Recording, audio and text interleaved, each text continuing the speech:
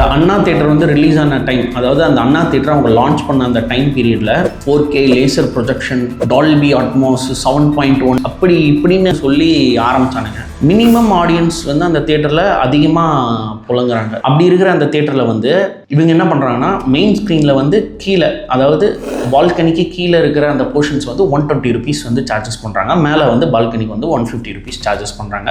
So இவங்களோட canteen அட்மாஸ்பியர்லாம் வந்து ஆவரேஜான ரேட்டு தான், ஒரு 60 to 100, மிஞ்சி போனால் எனக்கு தெரிஞ்ச 200குள்ளேயே இவங்களோட ப்ரைஸ் செக்மெண்ட் எல்லாமே முடிஞ்சிடும்.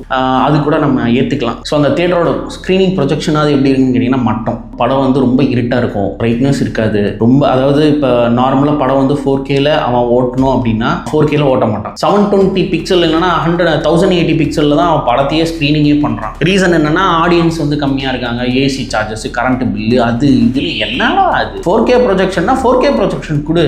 அதை விட்டுட்டு நீ வந்து 1080 பிக்சல்ஸில் வந்து படத்தை ஓட்டிகிட்டு இருந்தீங்கன்னா என்ன? இப்போ அப்படியே நம்ம வந்து ஒரு நல்ல டெவலப்டான ஒரு ஊரில் நம்ம இந்த இதெல்லாம் செக் பண்ணி பார்க்கலாம் அப்படின்னா, Coimbatore Broadway cinemas, Prozone mall, Brook fields, fun mall, இந்த மாதிரி இருக்கிற ஒரு ஊரை பற்றி நம்ம ஒரு டேட்டா எடுத்து வச்சிருக்கிறோம். பிராட்வே சினிமாஸில் வந்து கல்கி படத்துக்கு வந்து 190 ரூபா 78 பைசா ஃபர்ஸ்ட் கிளாஸ், அதாவது ஸ்க்ரீனுக்கு முன்னாடி இருக்கிற ரோக்கு வந்து 60 ரூபா 12 பைசா. இப்போ ஐமேக்ஸுக்கு பார்த்தீங்கன்னா 160 ரூபா ப்ளஸ் 47 பைசே சம்திங். ஒரு எபிக் ஸ்க்ரீனுக்கு பார்த்தீங்கன்னா 300 ரூபா. இப்போ இங்கிலீஷ் படத்துக்குன்னா ஐமேக்ஸுக்கு வந்து 400 ரூபா வாங்குறாங்க. இப்போ ப்ரோசோனில் பார்த்தீங்கன்னா ஒவ்வொரு படத்துக்கு ஏற்ற மாதிரி அவங்களும் இந்த ப்ரைஸை வந்து மாற்றிக்கிட்டே இருக்கானுங்க. 211, 220, 210, 190, 130. இது எல்லாத்துக்கும் எனக்கு வந்து தெளிவாக ஒரு விஷயம் வந்து புரிஞ்சிருச்சு. எப்படின்னா, ஒரு தியேட்டருக்குள்ள நீ நுழைஞ்ச அதில் வந்து 5-6 படம் இருக்குன்னா அவனுக்கு பிடிச்ச ரேட்டை அவன் வந்து போட்டு வச்சுக்குவான். இந்த ரேட்டு தான் இல்லை, அந்த ரேட்டு தான் கிடையாது, எல்லாமே அவனுக்கு என்ன தோணுதோ அந்த ரேட்டை வந்து அவன் போட்டு வச்சிடறான். வச்சு நீ வந்து படம் பார்க்கணுன்னா பாரு, இல்லைன்னா கிளம்பி போ அப்படிங்கிற ஒரு மனநிலையில தான் அவன் வந்து ஆடியன்ஸே ட்ரீட் பண்ணுறானுங்க. அதே மாதிரி இந்த தியேட்டருக்குள்ள இந்த பவுன்சர்ஸ், இந்த செக்யூரிட்டி அப்படிங்கிறவனுங்க வந்து ஏதோ நம்மளை ஒரு தீவிரவாதி மாதிரியே பார்ப்பானுங்க. அப்படியே இப்படியே என்ன வச்சிருக்கிற பாக்கெட்டில் இங்கே கூட அது அப்படியே அந்த பாடியை வந்து அவனுங்க செக்கிங் பண்ணுறதே நமக்கு ஒரு மாதிரி அபோஷனாக இருக்கும். தியேட்டருக்கு வரோம், நீ ட்ரிங்க்ஸ் பண்ணக்கூடாது, ஸ்மோக் பண்ணக்கூடாது, அதெல்லாம் நீ சொல்கிறது எல்லாமே கரெக்டு. அதே மாதிரி செக்கிங் பண்ணுறதுக்கும் கொஞ்சம் ஜென்யூனாக ஒரு ஸ்மைல் பண்ணி வாங்க போங்க, அதெல்லாம் எதுவும் கிடையாது. இதோட ஃபைனல் வெர்டிக்ட் என்னென்னா, நார்மலாக ஒருத்தன் படம் பார்க்க போகணுன்னா இப்போ நம்ம ஒரு ப்ரைஸ் வந்து ஃபிக்ஸ் பண்ணலாம். 63 ரூபான்னு வச்சுக்கோங்க. அதோட இன்டர்நெட் ஃபீ எல்லாமே போக கிட்டத்தட்ட 105 ரூபாலேருந்து 110 ரூபா ஆகுது. அதே மாதிரி 190 ரூபான்னு ஒரு ப்ரைஸை நம்ம ஃபிக்ஸ் பண்ணோம்னா 230 ரூபா ஆகுது. இப்போ இந்த ஃபஸ்ட்டு 2 ரூபா எல்லாத்தையுமே மோஸ்ட் ஆஃப் த தியேட்டர்ஸில் வந்து பிளாக் பண்ணிகிட்டே இருப்பாங்க. For example Chennai AGS theatre சும்மா ரேண்டமாக செக் பண்ணேன். அவங்க பார்த்தீங்கன்னா அந்த ஃபஸ்ட்டு 2 ரூபா வந்து கம்ப்ளீட்டாக எல்லா நாளுமே பிளாக் பண்ணிகிட்டே இருக்காங்க. கவர்மெண்ட் சொன்னதே வந்து எல்லாருமே வந்து படம் பார்க்கணும், எல்லாருமே அந்த ஒரு என்டர்டெயின்மெண்ட் இண்டஸ்ட்ரி வந்து என்கரேஜ் பண்ணணும் அப்படிங்கிறத கம்மியான ரேட்டில் வந்து உங்களெல்லாம் டிக்கெட்டை வந்து சார்ஜ் பண்ண சொல்கிறாங்க. ஒரு 60 ரூபா 70 ரூபா சார்ஜ் பண்ணுங்க அப்படின்னு சொல்கிறாங்க. அதையும் இந்த மாதிரி பிளாக் பண்ணி வச்சுட்டீங்கன்னா என்னங்க பண்ணுவாங்க? இதுதான் ஒரு பக்கம்னா, இந்த நரிக்குறவர்கள், அந்த ரோட்டோரம் ஒர்க் பண்ணிட்டு இருக்கிறவங்க, இந்த லுங்கி கட்டி இருக்கிறவங்க, இவங்களெல்லாம் தியேட்டருக்குள்ளேயே விட மாட்டேங்கிறாங்க. ஃபார் எக்ஸாம்பிள் இந்த ரோகிணி தியேட்டரில் வந்து 10 தலை படம் டைம்ல நினைக்கிறேன், இந்த மால்குள்ளெல்லாம் அவங்களெல்லாம் உள்ள விட மாட்டேங்கிறாங்க. உங்களை பொறுத்தவரைக்கும் காசு தானே தேவை. நாங்கள் வந்து காசு கொடுத்தா நீ என்ன வேணால் பண்ணுவேன், அவ்வளோதானே. அப்போ காசு யார் கொடுத்தாலும் அவங்களை உள்ளே விட்டு பழகுங்க. நம்ம காசு இல்லைன்னா வெளியில் துரத்து, காசு வச்சிருக்கிறவங்க நீங்கள் உள்ளே விட்டு அந்த அட்மாஸ்பியரை அவங்க ஸ்பாயில் பண்ணிடுவாங்க, அதை வந்து இது பண்ணிடுவாங்க. அப்படின்னா நீ வந்து அவங்கள்ட்ட சொல்லணும், இந்த மாதிரி இருக்குது, நீங்கள் இந்த மாதிரி கரெக்டாக இருக்கணும், அப்போ தான் உள்ளே விடுவோம், இல்லைன்னா வெளியில் அனுப்பிச்சிடுவோம் அப்படின்னு நீங்கள் ஒரு வார்னிங் பண்ணியாவது உள்ளே அனுப்பணும். எதுவுமே பண்ணாமல் நீ பாட்டுக்கு வந்து இல்லை your guys these guys as not allowed அப்படின்னா முன்னாடி எழுதி போட்டுரு. இந்த மாதிரிலாம் இருக்கீங்கன்னா நீங்களாம் வராதிங்க தியேட்டருக்குள்ள, மால்குள்ள அப்படின்னு சொல்லிடு. தியேட்டர் அப்படிங்கிறது வந்து எல்லாரோட எமோஷனோடய ரொம்ப கனெக்டான ஒரு விஷயம். ஜஸ்ட் லைக் தட்டுன்னு இப்போ இந்த மணி மோட்டிவோட இது இருக்கிறதுனால ஒரு ஃபேமிலி மெம்பர்ஸ் வந்து தியேட்டருக்கு வராங்க.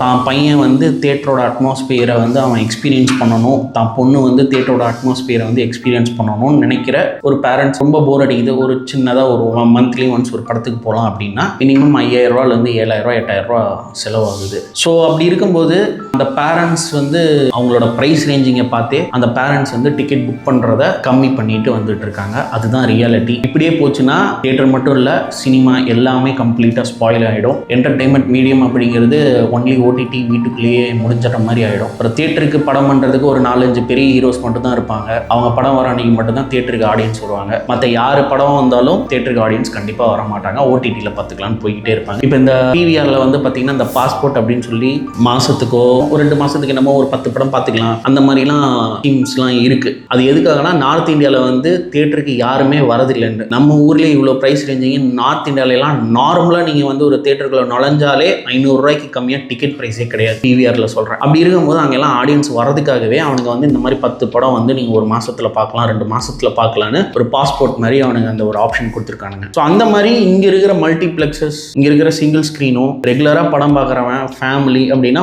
ஒரு சப்ஸ்கிரிப்ஷன் மாதிரி வைங்க. 1 இயருக்கு வந்து ஒரு 2000 3000 நீங்கள் பே பண்ணுங்கள். நீங்கள் உங்கள் ஃபேமிலியிலே எத்தனை பேர் வந்தாலும் ஒரு 4 படம் வந்து பார்த்துக்கலாம், 3 படம் வந்து பார்த்துக்கலாம். அந்த மாதிரி நீங்கள் ஏதாவது ஒரு ஆப்ஷன்ஸ் கொண்டு வந்தால் மட்டுமே தான் இந்த இண்டஸ்ட்ரி அதுக்கடுத்து செழிப்பாக இருக்கும். இல்லாத பட்சத்தில் இந்த இண்டஸ்ட்ரி மொத்தமாக முடிஞ்சிடும். ஆல்ரெடி நம்ம ஊரில் சிங்கிள் ஸ்க்ரீன் தியேட்டர்ஸ் எல்லாமே காலி ஆகிடுச்சு. இப்போ ஈரோட்லேயே பார்த்தீங்கன்னா Srinivasa theatre out, Chandika theatre இருந்தும் இல்லாததும் ஒன்று தான். அப்புறம் Sangeetha theatre out. So Royal theatre அது இப்போ ஏகப்பட்ட பிரச்சனை, அந்த தேட்டரும் அவுட்டு. ஸோ இப்போ ஈரோட்டுக்குள்ளேயே இருக்கிற நிறைய தியேட்டர்ஸ் வந்து கொஞ்சம் கொஞ்சமாக அழிஞ்சிட்டு வந்துட்டு இருக்கு. இப்படியே போச்சுன்னா மல்டிப்ளெக்ஸஸும் சீக்கிரம் திவால் ஆகிடும். இப்போவே பார்த்தீங்கன்னா நிறைய வீக் டேஸ்லாம் வந்து ஒரு படம் ஒரு ஸ்க்ரீன் தான் ஓடுது, மற்ற 4-5 ஸ்க்ரீனுமே வந்து அவங்க எம்டியாக தான் போட்டு வச்சுருக்காங்க. ஒவ்வொரு பிஸ்னஸ்லேயும் வந்து ஒரு புது அப்கிரேட் வந்து நம்ம கொண்டு வந்தால் தான் அந்த பிஸ்னஸ் வந்து டெவலப் அப்போ தான் ஆடியன்ஸ் வருவாங்கன்றது ஃபேக்ட். அந்த ஃபேக்ட் தான் இப்போ வந்து இந்த தியேட்டருக்காரங்க எடுக்க வேண்டிய டிசிஷன். இப்போ நம்ம பேசினதெல்லாம் அவங்க கேட்பாங்களா, இதெல்லாம் கேட்டு இதெல்லாம் அவங்க பார்ப்பாங்களானே நமக்கு தெரியாது. பட் இதெல்லாம் வந்து நாம பேசினாதான் என்ன வந்து சப்ஸ்கிரைப் பண்ணி நீங்கள் பார்க்குற உங்களுக்கு வந்து இது புரியும். ஸோ நாட்டில் அவ்வளோ பிரச்சனை இருக்குது. இப்போ எதுக்கு நீ தியேட்டரை பற்றி பேசிகிட்டு இருக்கேன்னா, இப்போ வந்து சோஷியல் மீடியா இருக்கிற இந்த காலகட்டத்தில் ரியல் லைஃப் பிரச்சனை யாரும் பேசுறது கிடையாது. இந்த சினிமா காசிப்ஸ் என்டர்டெயின்மெண்ட் மீடியம்குள்ளே இருக்கிற விஷயங்களை தான் பேசுறதுக்கு தான் இங்கே நிறைய இன்ஃப்ளூயன்சஸ் இருக்காங்க. இப்போ இன்க்ளூடிங் நம்ம இதே பார்த்தீங்கன்னா ஒரு மூவி பஃப் சேனலாக தான் நம்ம ஆரம்பித்தோம். ஸ்டெப் பை ஸ்டெப்பாக அது ஒரு ப்ரொடக்ஷன் ஹவுஸாக மாறி அதில் கொஞ்சம் கொஞ்சமாக நம்ம ஷார்ட் ஃபிலிம்ஸ் எடுத்து ரிலீஸ் பண்ணிட்டு இருக்கோம். என்னோட பீரியட் ஆஃப் பீப்புள்ஸே வந்து நிறைய பேர் அந்த மூவி மேலே அவ்வளோ பைத்தியமாக இருக்காங்க. ஸோ அவங்களுக்கான வீடியோ தான் இது. ஸோ கொஞ்சம் கவனமாக இருங்க. இதுக்கு ஏதாவது ஒரு சொல்யூஷன் இருக்குது, இதை பற்றி நம்ம ஏதாவது இன்னும் டீட்டெயிலாக டிஸ்கஸ் பண்ணலாம் அப்படின்னா இன்ஸ்டாகிராமில் எனக்கு ஒரு டிஎம் பண்ணுங்கள், இல்லை நம்ம கமெண்ட் செக்ஷன்ஸில் வந்து கமெண்ட் பண்ணுங்கள். ரிப்ளை உடனே வரும். ஏன்னா நமக்கு கமெண்ட் வந்து ரொம்ப கம்மியாக தான் வரும். அதனால தான்